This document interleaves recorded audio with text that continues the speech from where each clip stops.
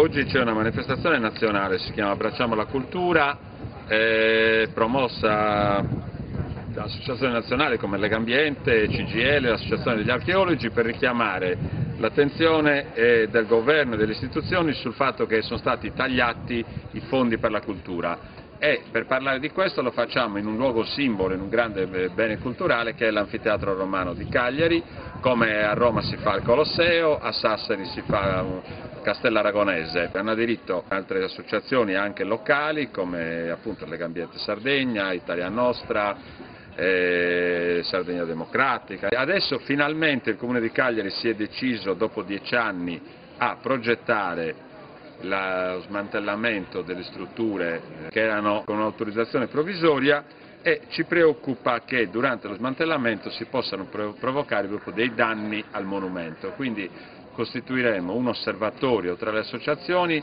per controllare proprio, chiederemo alle istituzioni di poter avere un ruolo di controllo in questa fase molto delicata, perché smontare tutta questa struttura è abbastanza impegnativo e ci preoccupa proprio il possibile degrado ulteriore.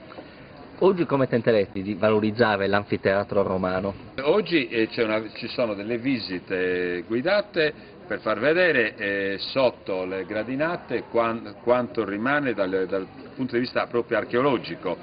Una grande testimonianza della civiltà romana a Cagliari, perché questo anfiteatro ha una particolarità rispetto a tanti altri che sono stati realizzati dai romani. Questo è stato inserito nella roccia di questa valle, che è la valle di Palabanda, che poi giù prosegue dove c'è l'orto botanico, proprio che andava verso il mare. 3/4 dell'anfiteatro era scavato con le gradinate scavate nella roccia, quindi è una testimonianza anche molto originale nel panorama degli anfiteatri romani in giro per il mondo. Oggi l'anfiteatro romano sarà ospitare gli spettacoli. Secondo voi quale utilizzo il Comune dovrebbe fare di questo monumento?